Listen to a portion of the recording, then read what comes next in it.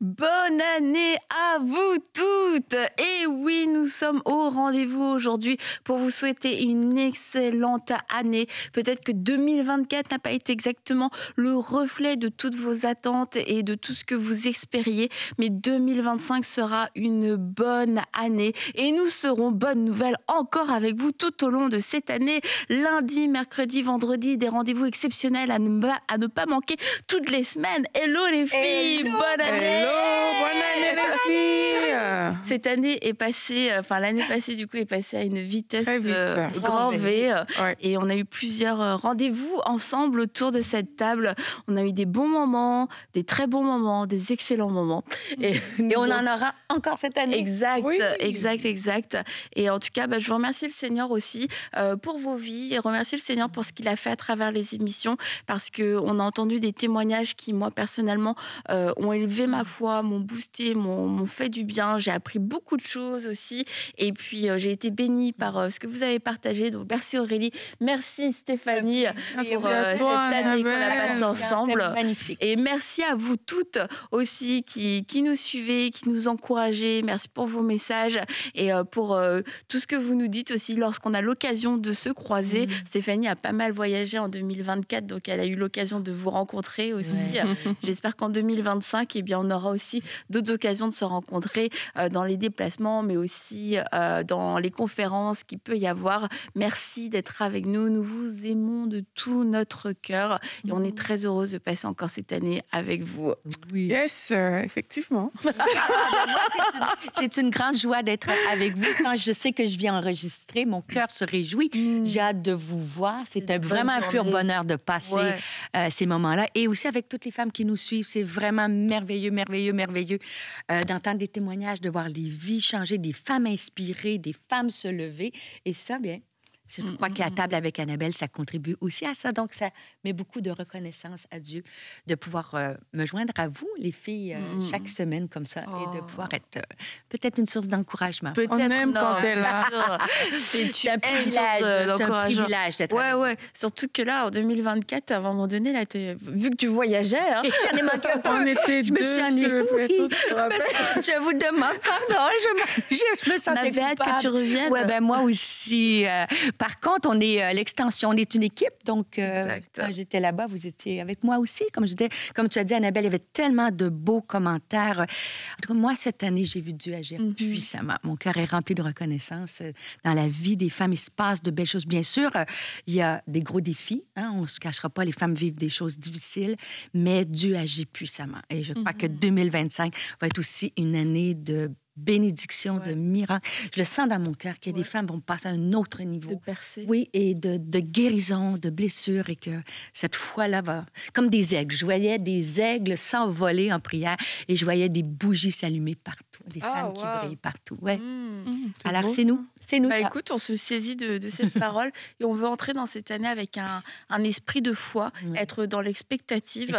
Alors, ça ne veut pas dire une belle année, que ce sera une année où tout sera forcément facile et où il n'y aura pas de moments peut-être un peu plus difficiles, mais ce sera une belle année parce que nous avons Jésus dans notre cœur et nous savons qu'il est avec nous et que peu importe les saisons qu'on traverse, il va marcher avec nous. Et le fait d'avoir cet esprit de foi, c'est de pouvoir voir plus loin aussi que peut-être la journée dans laquelle on est. Et dans une année, c'est plusieurs journées. Et il y a des journées qui peuvent sembler longues, des journées où on a l'impression que le soleil ne va jamais se lever, des nuits qui continuent. Et c'est ça aussi, c'est l'esprit de foi, c'est de se rappeler, non, le soleil va se lever tous les jours et que les bontés de Dieu vont se renouveler et que je ne manquerai de rien, que Dieu ne m'abandonnera pas cette année. Et alors à la fois, il peut y avoir un peu cette excitation du début de l'année, mais il peut y avoir aussi cette fatigue. Mais une fatigue, il y a une fatigue qui est physique parce que voilà, c'est la fin de l'année, on veut finir plein de choses, blablabla. On était un petit peu sur les chapeaux de roue, les fêtes et tout. Mais quelquefois, il y a une autre fatigue et on se dit, pourtant, je me suis reposée, j'ai dormi, j'ai pris ça tranquille, moi, pendant les fêtes.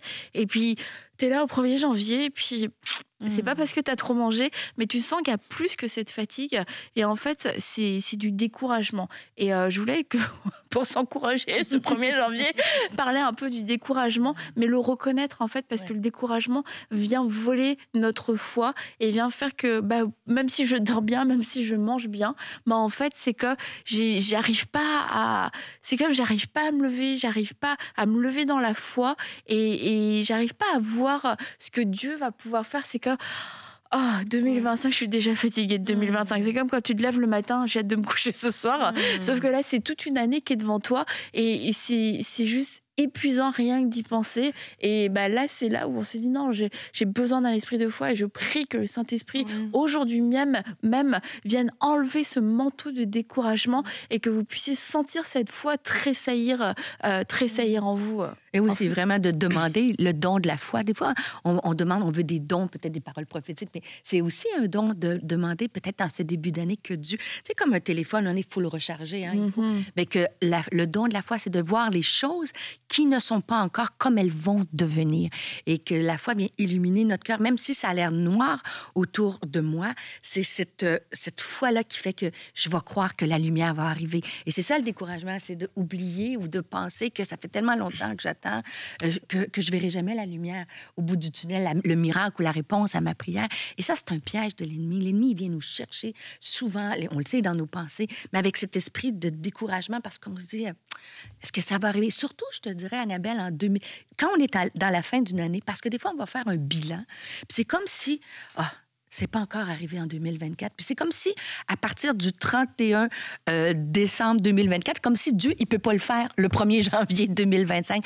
Et tu sais, moi, j'aime bien l'idée de faire des bilans de fin d'année. Pour moi, ça enlève le découragement. Mais dans ce bilan-là, c'est très positif. Mais des fois, ça peut être négatif parce qu'on pense que parce que Dieu l'a pas fait cette année, encore il nous a oubliés. Mais ça, c'est faux. Parce que ça peut arriver le 1er janvier 2025. 2025 peut être une année extraordinaire. Et vous savez, moi, en début d'année, dans mon jeûne de 2024, le Seigneur m'a donné vraiment une parole que j'ai gardée. Je me sentais honnêtement découragée, comme quelques années. Et Dieu m'a donné une parole très spécifique qui s'est accomplie jusqu'en décembre 2024. 2 promesses pour ma vie dans Ésaïe. Et c'est pour ça que quand on a l'air découragé, je sais que c'est la base, mais de revenir à cette parole, que demande à Dieu qui donne une promesse. C'est le 1er. Là, tu nous dis que tu as reçu une parole en janvier qui s'accomplit en décembre. Oui, mais ça peut se... Mais oui, mais ça peut pour arriver... dire que, tu vois... Pour dire que Dieu, il s'est pas arrêté en 2024. Ça peut arriver en 2025. Mais quand on clôture une année, on a l'impression que... Et ça valait la peine de croire cette parole, alors. Ah oui, ça valait la peine parce qu'elle... Et des fois, ça peut prendre plus de temps, mais des fois, ça peut arriver le premier. Ça prend pas nécessairement. Mais je pense que aller contre le découragement, pour moi, c'est de retourner chercher cette parole de vie-là, tu sais, qui donne cette force-là de continuer, de s'arrêter, tu sais. La Bible dit « Arrêtez, sachez que je suis Dieu ». Peut-être on dit c'est les fêtes, on a plein de gens autour de nous, mais des fois, d'avoir un petit coin en janvier. Peut-être pas aujourd'hui, profiter des vacances, mais en janvier, de dire « Je vais aller chercher ». Un des signes du découragement, c'est de pas avoir envie de faire, en fait. Oui, je sais. Et que même les projets de Dieu ne nous excitent pas, en fait. On est comme... Oh non, non, j'ai pas envie. Sauf que de faire la volonté de Dieu, ça devrait, même s'il y a une part de défi, hein, bien sûr, mais ça devrait allumer quelque chose en nous. Et quand, en fait, on est découragé, il n'y a plus rien qui nous donne envie. Et même si ce sont les projets de Dieu, et c'est là où on a besoin, et c'est sans condamnation, mais on a besoin de dire, j'ai besoin d'aller dans la présence de Dieu et de dire, Seigneur, comme j'ai perdu tout goût, tu vois, je suis pas forcément suicidaire, c'est pas que j'ai pas envie de vivre, mais c'est comme j'ai perdu le goût, tu sais, il n'y a plus rien qui a de la saveur, il n'y a plus rien qui me donne envie, il n'y a rien, je suis excitée pour rien dans l'année, tu vois. Tout a l'air comme, j'ai juste envie de partir sur une île déserte et puis qu'on m'oublie. Mais ça, c'est un symptôme quand même, Annabelle. Tu sais, des fois, on dit, je suis pas fatiguée physiquement, mais quand même. Faut aller voir derrière. Tu sais, moi, j'ai toujours la question d'aller voir derrière. Et là, peut-être que c'est bon de faire un bilan de toutes les facettes de notre vie et de mettre le doigt. Pourquoi j'arrive à la fin de cette année puis je suis aussi fatiguée ou découragée? Est-ce que c'est à cause de mon mariage? Est-ce que c'est à cause de ma spiritualité? Comment? Est-ce que c'est ma relation avec Dieu qui s'est éteinte? Est-ce que c'est mon mariage? Est-ce que c'est mes enfants? Et de commencer à faire juste une réflexion et demander au Seigneur, est-ce que c'est dans ce domaine-là, c'est ce domaine-là qui m'épuise? Et déjà, tu as une piste de solution de commencer à prier. Mais moi, je te dirais, en tout cas, moi, ce qui me remonte un peu, quand je suis découragée, c'est de faire aussi comme une liste de choses que Dieu a faites cette année. Tu sais, quand tu es découragé, c'est sûr que tu arrives peut-être fatigué, mais c'est sûr qu'il y a au moins une chose que Dieu a faite de bon cette année. Il t'a gardé au moins un souffle de vie. Il t'a peut-être gardé la santé de tes enfants. Et d'arriver dans mon bilan, moi, j'ai fait cette réflexion-là sur les différentes facettes de ma vie, mais j'ai fait aussi un bilan de 3 bénédictions. Je dis 3, au moins 3, mais 3 bénédictions que Dieu m'a données cette année. Et ça, je trouve que ça remet un cœur d'action de grâce. C'est une clé qui vient briser le découragement. Ouais. L'action de grâce, de dire, ça, Seigneur, je veux pas oublier ce que tu as fait. Tu sais. Et de voir aussi quand Dieu nous a utilisés. J'ai fait...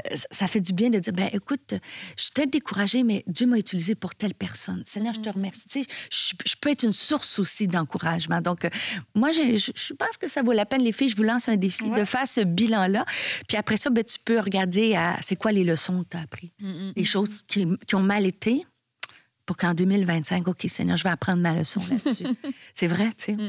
Je sais que vous avez peut-être le cœur à la fête, mais peut-être dans quelques semaines, réécouter l'émission avec un bon café, de la bonne musique, votre téléphone ou un papier crayon, parce que moi, j'aime le papier, les filles, vous le savez.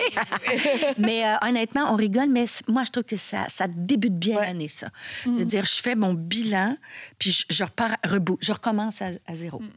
Je pense je te rejoins complètement, en fait, Merci Aurélie. Il faut compter les bienfaits de Dieu. Oui. Ça aide vraiment beaucoup de compter les bienfaits de Dieu. Et même, tu parlais des paroles tout à l'heure. Moi aussi, j'aime trop avoir une parole qui me porte comme ça dans l'année. Et j'en ai toujours, chaque année. Soit je fais... je t'avais parlé des tirages au sort. On fait souvent de versets bibliques. Moi, j'aime trop ça. J'ai hâte, c'est comme je veux savoir ce qui m'attend. Mais une année, par contre, la parole que j'ai reçue, c'était que votre parole soit assaisonnée de sel. Qu'il faut que tu reprennes avec douceur. J'étais comme, Seigneur, pourquoi est-ce que tu me dis ça? Pourquoi? Pour ça, parfois, il y avait trop d'épices, pas assez de sel. En fait, parfois, la parole, c'est comme, pourquoi? Tu vois, c'était quoi? C'était peut-être il y a 2 ans, je ne sais plus, mais ce que ça a donné, au final, c'est que, justement, ça m'a interpellée. Tu vois, et c'est aussi ce côté-là que j'aime. Et quand tu sens que tu es en train de descendre, ou alors que tu es en train de vouloir faire certaines choses, tu vas voir que cette parole va te revenir. L'année d'après, moi, j'ai une parole aussi que j'aimais trop dans le psaume 65. Tu vois, là, ça parlait plus d'abondance, ça parlait de... Curieux! Moi, j'aime trop ça, moi aussi. J'aime mieux ça que crucifier sa chair, tu vois. Comme par hasard. Mais en fait, l'idée aussi, c'est de se dire, il faut accepter la saison dans laquelle on est, mais avec cet esprit de foi. Moi, je me dis toujours, je ne sais même pas pourquoi, mais ça me revient toujours comme ça. Je me dis, mais le matin, quand Joseph était en prison, il ne savait pas qu'il allait être Premier ministre le soir. Tu vois, ça s'est passé comme ça. Tu vois, et la veille, rien... Comme ça, il y a eu quelques détours. Non, mais je veux dire, rien ne laissait présager dans cette situation-là ça peut changer. Le lendemain, Pharaon allait l'appeler et que sa vie allait basculer de l'autre côté. Pourtant, oui, ça faisait des années qu'il était dans cette position-là. Et c'est souvent comme ça que moi, j'aime aborder les défis. Quand je me sens découragée, c'est de me dire, tout peut changer tout à coup, en fait. Parce que Dieu peut le faire. Tout peut changer tout à coup. Aujourd'hui, ça se passe comme ça. Mais qu'est-ce qui me dit que je n'aurai pas mon tout à coup? Quand on voit dans la parole de Dieu, on dit, à l'instant même, tout à coup, il y a quelque chose qui s'est passé. Qu'est-ce qui me dit que ça ne va pas arriver? Et quand on se dispose au tout à coup de Dieu, mais ce qui va se passer, c'est que ça va pas, tu ne seras pas défaitiste. Parce que la Bible dit qu'un espoir différé rend le cœur malade. Et je crois que c'est ça qui amène souvent, quand on fait justement les bilans, à se dire « Ah, mais ça encore, je ne l'ai pas eu cette année. » Mais un désir accompli, ça rafraîchit les eaux. Donc, tu vas te dire, et en fait, et si ça arrivait? Et si c'était là? que ça devait se produire et ça va changer ta façon de voir les choses. Ça va même te donner le courage pour te battre encore. S'il faut se relever, s'il faut continuer à prier, s'il faut persévérer, ça va te donner ce courage-là. Donc moi, j'encourage vraiment les personnes qui nous écoutent à se dire, en fait, tout peut arriver du jour au lendemain. Le Seigneur peut vraiment changer ta vie comme ça à cause de sa grandeur, à cause de sa puissance. Et je préfère regarder à cette grandeur-là qui a le potentiel de tout changer plutôt que de regarder à tout ce qui ne fonctionne pas ou ce que le diable veut me présenter devant les yeux. Oui, peut-être qu'on n'est pas encore au point sur certaines choses, mais que ça ne nous limite pas en fait, que ça ne nous limite pas, qu'on puisse ouvrir les yeux sur la grandeur de Dieu et dire « Ah, mais Seigneur, peut-être là, on est en 2025 et c'est un peu chaud, je ne m'attendais pas à rentrer comme ça, mais toi, tu es trop fort. Toi, dans ce 2025, tu peux changer les choses. Toi, tu peux ouvrir des portes qui étaient fermées depuis longtemps. » D'ailleurs, c'est une parole que je veux donner aussi à quelqu'un aujourd'hui. Quand la Bible dit que les portes d'airain, le Seigneur va les briser, il va ouvrir des portes devant toi que personne ne pourra jamais refermer. Et s'il y a des portes qui doivent se fermer, le Seigneur va aussi le faire. C'est vraiment l'attitude dans laquelle il faut se positionner. Et c'est pour ça que j'aime trop quand tu parles de la parole. Parce que tout ça, c'est la parole de Dieu. Allez voir des personnes qui vont vous dire des bonnes paroles par rapport à cette nouvelle année. Appelez des gens. Je me rappelle, l'année dernière, c'était Omer. Je l'avais appelé juste pour lui souhaiter bonne année. Puis il a commencé à prier sur moi, déclarer des choses. Appelons tous Omer aujourd'hui. Mais oui, telle porte va s'ouvrir et tout. Tu vois, et ça fait du bien. Tu vois, donc, parfois, on en a besoin. Donc, n'hésitez pas. Il y a peut-être des personnes comme ça qui peuvent prier avec vous, vous donner des paroles qui vont vous fortifier, qui vont vous porter tout au long de cette année. Et notez ces paroles-là, notez-les. Et quand vous sentez que vous avez une baisse, revoyez ces choses, relisez cette parole. Comme Stéphanie a dit, il y a peut-être des gens à qui vous avez fait du bien et revoyez-vous en train de faire du bien à ces personnes. Revoyez-vous en train de rire, en fait. Imaginez quelle sera ma réaction quand le Seigneur va faire cette chose. Tu vois, peut-être que ma bouche sera remplie de rire. Alors, je ris de façon prophétique parce que le Seigneur, il va le faire. Tu vois, donc, imaginons. On peut oser penser parce que l'espoir différé rend le cœur malade. Moi, quand j'ai mis le doigt sur ce verset biblique-là, concernant moi-même, c'était comme non, je ne vais plus tomber dans des trucs d'espoir différé, mais mon cœur sera joyeux parce que je vais voir les désirs accomplis, je vais voir les choses que Dieu va accomplir dans ma vie. Tu disais de noter des choses. Moi, cette année, j'ai mis 3 déclarations dans mon journal de prière. Et je me dis, c'est la base de cette année pour moi. Et la première, tu disais des versets, mais il y a aussi une fondation. J'ai écrit ma première déclaration pour 2025. Vous allez dire, c'est simple, hein? Mais c'est Dieu m'aime.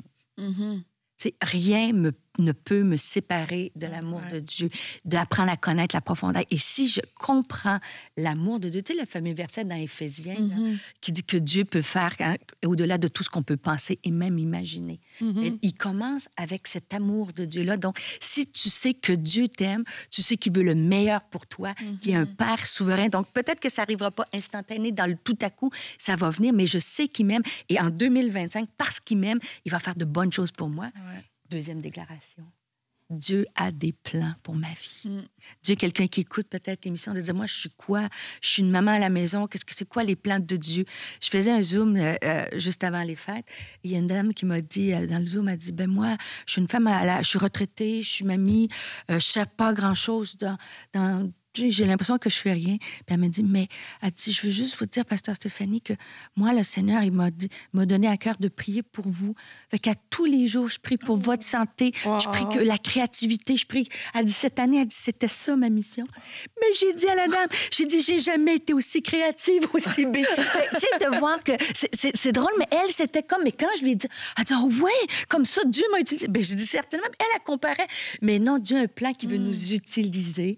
Donc, 2025, quel est le plan pour nous? T'imagines comment Dieu t'aime? Il a suscité une personne dont la mission était de prier pour toi. Oui, mais ça veut dire que toutes les fonctions sont importantes. Elle a pensé qu'elle n'était pas importante. Et je pense que moi, il y a plein de bénédictions que j'ai eues cette année parce que j'avais une femme qui priait pour moi. Et moi, ça me fait du bien de dire, le Seigneur, je ne suis pas inutile sur cette terre. Dieu, il y a un plan. Il m'aime. Il y a un plan pour ma vie, puis cette année, Dieu va me guider. Et on en revient à la parole. Et il me voit avec Agar. La première femme personne que Dieu a vue, c'est Agar. Je vais vous prêcher encore cette année. Non, je fais des blagues. Non, mais c'est vrai, à chaque jour de ma vie, tu sais, quand tu dis Dieu m'aime, Dieu a des plans pour ma vie, puis Dieu va me guider cette année. Des fois, on a besoin, tu disais le découragement, une des choses de découragement, c'est que des fois, on n'a plus de solution. On ne sait plus où aller, quelque chose on n'a pas toujours Homère, nous, qui nous appelle, tu vois. Tu sais, on n'a pas toujours si tu n'as pas de Homère dans ta vie, numéro d'Homère, tu sais, comme une bande en dessous, tu sais, Homère, comme une... Mais Dieu, il y a encore des conseils de la sagesse pour nous dans des décisions qu'on en prend dans nos enfants. Donc, Dieu m'aime, Dieu a des plans pour moi et Dieu va me guider. En tout cas. Et tu sais, une chose que moi aussi je me dis par rapport à ce que tu dis, Stéphanie, c'est il prend soin de moi et il prendra soin de moi. Dans tous les cas, je ne sais pas comment ça va se passer. Exactement. Mais dans mon cœur, c'est Dieu est le berger de mon âme et il prendra soin de moi, vraiment. Et parfois même, on peut rentrer dans une nouvelle année avec plein d'indécisions. On ne sait pas comment faire. Et puis, tellement cette conscience est quand même présente, je me dis, Seigneur, si je me perds, tu viendras me chercher. S'il y a quelque chose qui ne doit pas arriver, tu le feras. Et je veux aussi encourager les gens à prier en disant, Seigneur, fais-moi passer par les défis de cette saison pour ma vie. Parce que... Non, ça, c'est ta prière. Non, mais c'est trop important. Et une chose que j'ai compris dans la parole de Dieu, c'est que accomplir ta destinée va te demander de poser des actes de foi qui vont te défier. Et parfois, on est dans des saisons où c'est des défis justement qu'on doit relever pour passer à un autre niveau. Mais on ne veut pas relever le défi. En fait, on a peur. Et on arrive en début d'année comme ça. Il ne faut pas avoir peur de lui dire, je vois le regard d'Annabelle.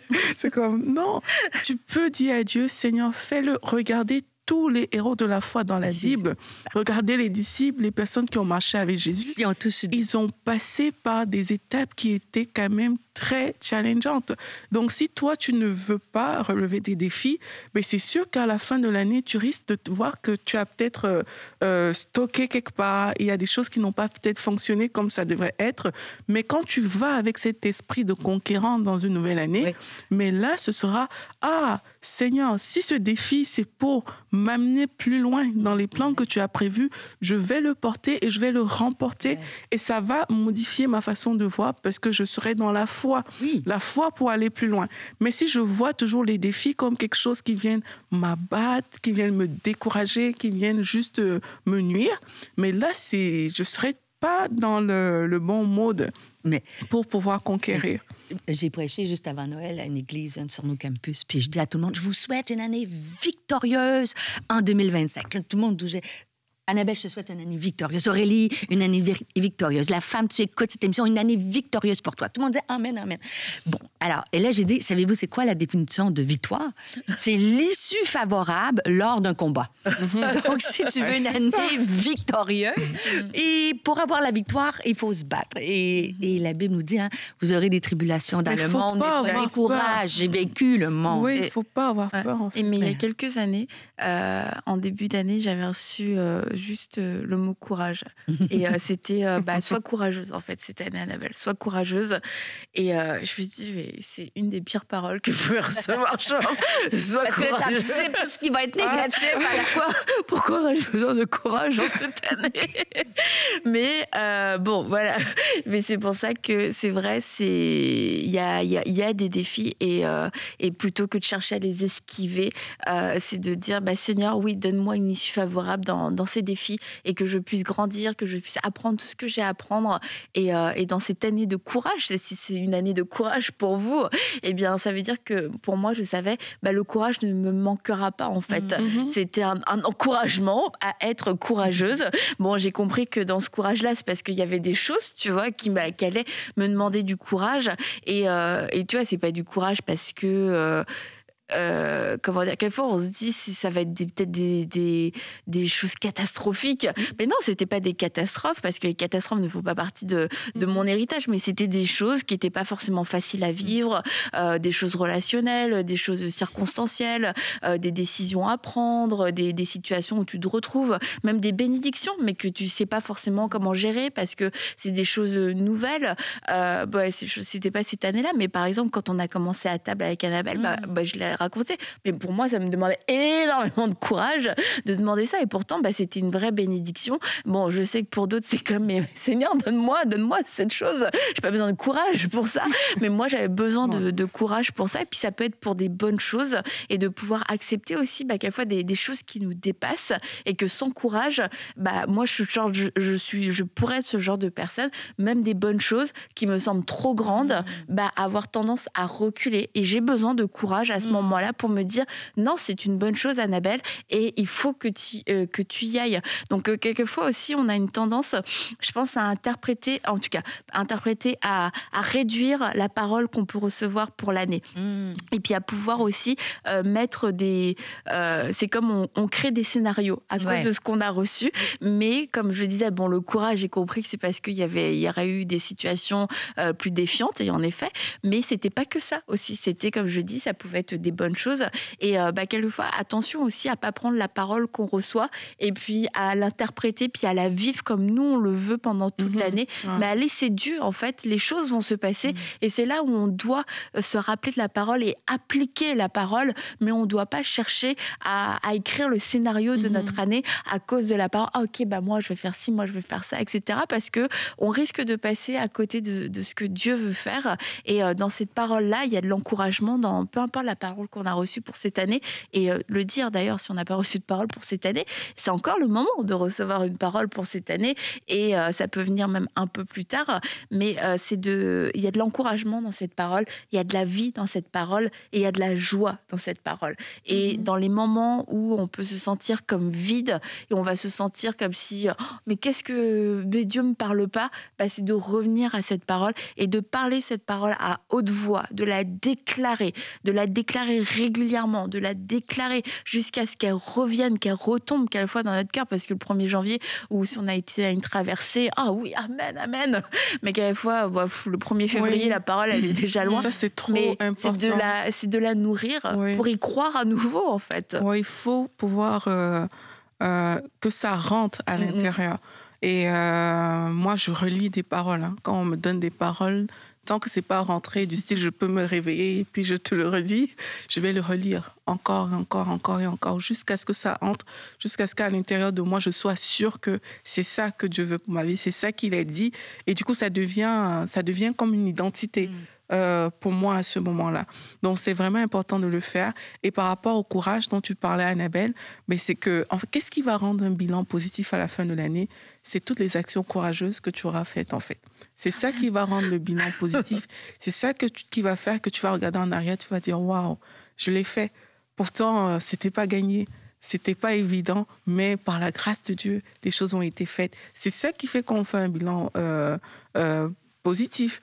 Quand le bilan n'est pas très positif, oui, c'est certainement qu'il y a eu des défis, il y a eu des choses, mais il y a peut-être des choses qu'on n'a pas aussi fait, tu vois. Et là, on ne veut pas condamner les gens non plus pour leur dire qu'il y a des choses qu'on n'avait pas fait et tout. Mais c'est juste, on est vraiment en train de parler d'une perspective ici, d'une façon de voir les choses. C'est qu'en 2025, je peux aller en étant gagnante dans ma façon de penser. Pour ça, ça va me demander d'avoir la parole de Dieu, ça va me demander d'avoir du courage devant les situations, ça va me demander aussi de régler des choses.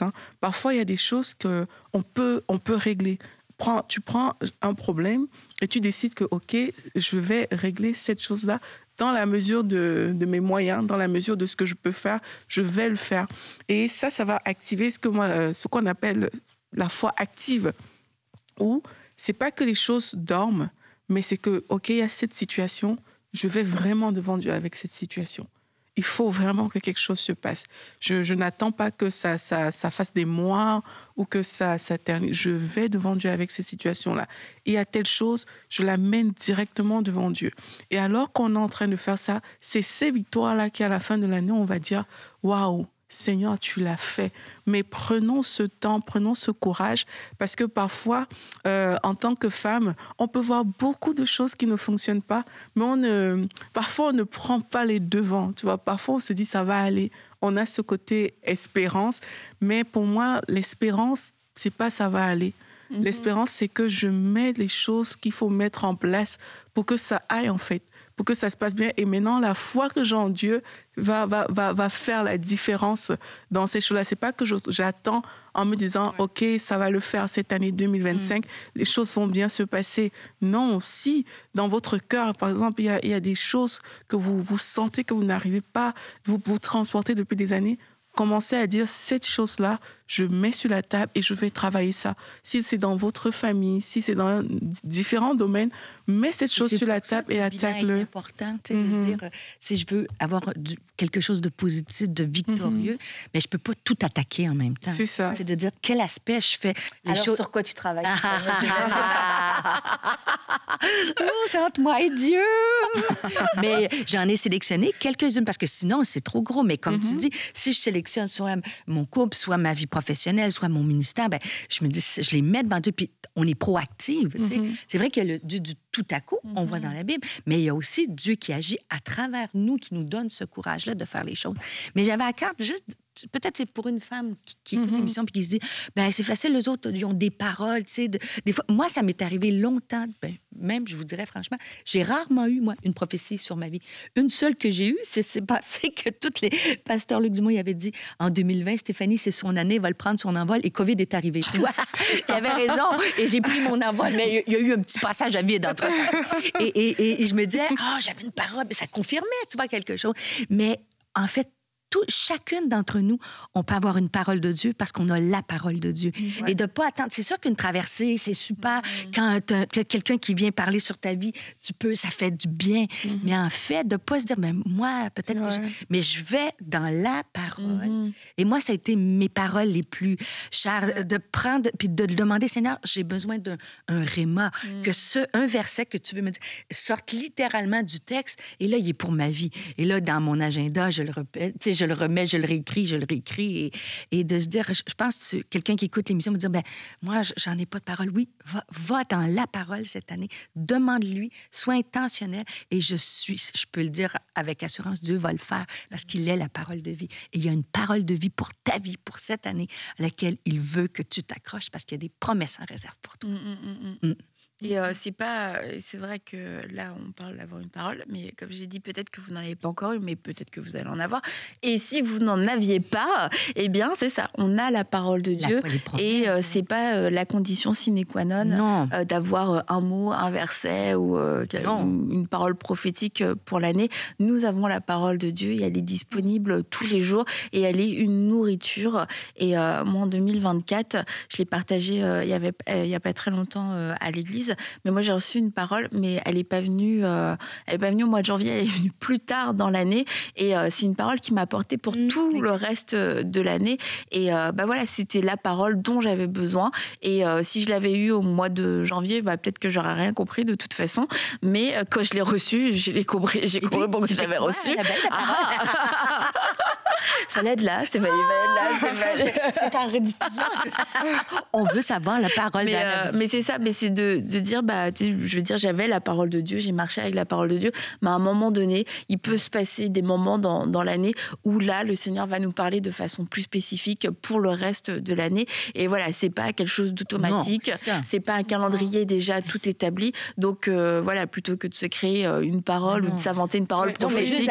Les promesses de Dieu, toutes les promesses, c'est une parole. Oui, après, comme Dieu même. Oui, Dieu même, Dieu a des plans pour ma vie, puis Dieu va me guider. Voilà. Mais après, il faut se disposer aussi, dans le sens que, comme tu disais, tu ouvres la Bible et puis tu dis, Seigneur, j'ai besoin d'un réma, d'une révélation qui va me parler. C'est une disposition que tu as pris pour recevoir. Tu n'as pas attendu que ça tombe du ciel, tu vois. Mais il a aussi ce côté où on a besoin de se disposer. Et aussi, par rapport à cette nouvelle année, vraiment, moi, je prie vraiment que le Seigneur parle, parce que tu peux ne pas avoir la parole versée, mais à l'intérieur de toi, tu sens des choses, en fait. Tu sens la paix de Dieu. Tu sens que ça va aller. Tu ne peux pas dire de façon claire OK, voici ce qui va se passer. Mais c'est comme si le Saint-Esprit s'arrange à mettre dans ton cœur un sentiment peut-être de paix, un sentiment d'apaisement. Et c'est des choses aussi qu'il ne faut pas banaliser, parce que Dieu parle tantôt d'une manière, tantôt d'une autre. Donc, il ne faut pas banaliser ce qu'on vit à l'intérieur. Et c'est des choses qui vont beaucoup aider. C'est des choses qui vont beaucoup aider. Moi, je sais que parfois, je ne peux pas te dire que j'ai une parole, mais je sais que cette saison, je vois que c'est fini.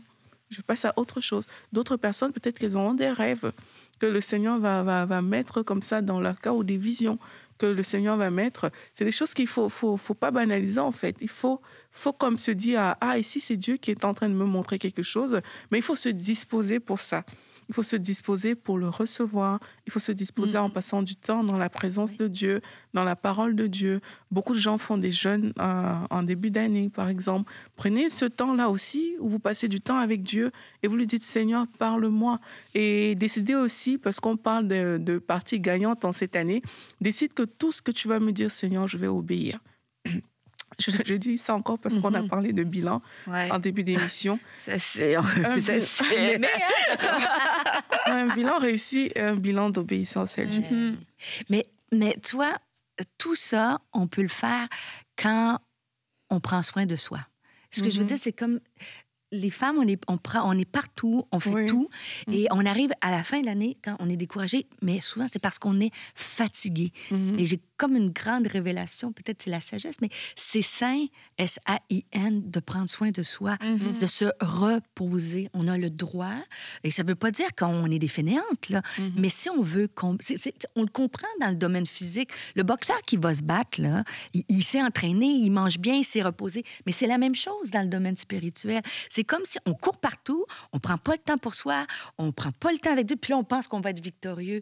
Mais je pense qu'on a chacune besoin en tout cas, moi, j'apprends, parce que ça a été un piège pour moi de dire, là, je peux dire non à ça, puis je peux faire quelque chose pour que ce soit, je vous dis, de l'exercice, que ce soit marcher en forêt, que ce soit... Mais la notion du repos physique marche aussi avec la victoire spirituelle, parce que quand tu es fatigué, tes pensées prennent le dessus, tu n'arrives pas pour combattre, tu arrives découragé. Donc, dans le bilan que tu veux faire, bien, peut-être dans ton bilan, est-ce que cette année, je me suis assez reposée, j'ai assez renouvelé mes forces? Et j'aimerais vous lire dans Ésaïe 40, au verset 29, « Il donne de la force à celui qui est fatigué, il multiplie les ressources de celui qui est à bout. Les adolescents se fatiguent et s'épuisent, les jeunes gens se mettent à trébucher, mais ceux qui comptent sur l'Éternel renouvellent leur force. Ils prennent leur envol comme les aigles, ils courent sans s'épuiser, ils marchent sans se fatiguer. » On dirait que c'est la parole de cette année. Et ça, c'est une parole que vous pouvez déclarer sur votre vie.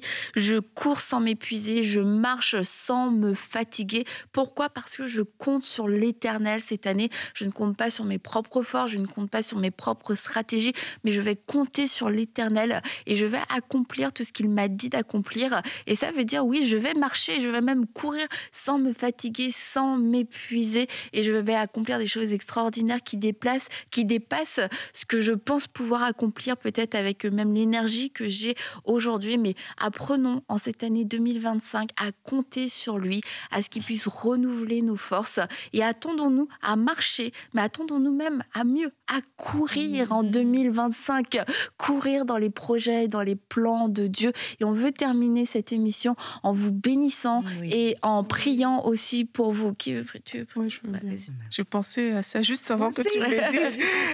Prier pour les femmes. Merci Seigneur pour toutes ces femmes. Tu as permis qu'elles entrent en 2025. Seigneur, on veut te bénir parce que oui, tu nous fais voir cette nouvelle année. Et Seigneur, on croit que tu as des bons projets pour cette année, des projets de paix, des projets de bonheur.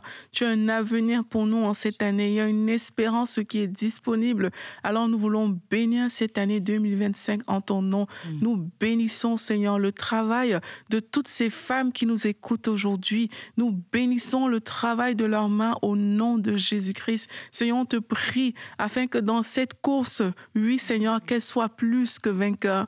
Qu'elle soit plus que vainqueur au nom de Jésus-Christ. Que tous les combats qui se présentent présenterons dans cette année 2025, les combats même de 2024 qui étaient encore là. Au nom de Jésus-Christ, nous déclarons la victoire au nom de Jésus. Face aux nouveaux défis qui arriveront, nous proclamons la victoire au nom puissant de Jésus-Christ. Oui, Seigneur, nous appelons une accélération cette année et une vitesse par le Saint-Esprit. Seigneur, merci parce que les cœurs même sont conduits dans ta présence, dans ta parole. Parce que comme on a vu, nous avons besoin de ta parole pour courir. Nous avons besoin de ta parole pour marcher. Oui, Seigneur, que cette parole qu'Annabelle a relâchée de Ésaïe 40, que ce soit le partage de mes sœurs en cette année au nom puissant de Jésus-Christ. Merci, précieux Seigneur. Alléluia. Amen. Amen.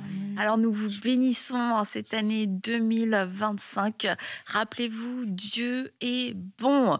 Il est bon, il est vivant et ses promesses n'ont pas changé. C'est quelque chose que j'aime rappeler aussi en début d'année.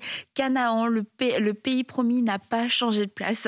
Même si tu as pris des détours, même si tu t'es arrêté dans le désert, eh bien le pays promis, le pays de la promesse n'a pas changé de place. Alors continue d'avancer et Dieu ne t'abandonnera pas. Cette année, c'est pas lui qui t'abandonnera, c'est certain. Donc toi non plus, ne l'abandonne pas. Apprends à compter sur lui et je t'assure qu'il va te faire du bien, qu'il va renouveler tes forces et qu'il va faire au-delà de tout ce que tu peux penser. Nous avons reçu un esprit de foi et nous voulons en cette année activer notre foi pour croire dans toute la parole de Dieu. Toute la parole de Dieu de A à Z et je t'assure qu'il ne te décevra pas. Et comme je l'ai dit en début d'émission, eh bien nous serons encore là présentes en 2025 pour pouvoir t'encourager à travers des témoignages, à travers des partages et des exhortations. Lundi, mercredi, vendredi, nous sommes là. À ne pas manquer. Donc on se dit à vendredi. Bye bye. Et encore une fois, bonne année.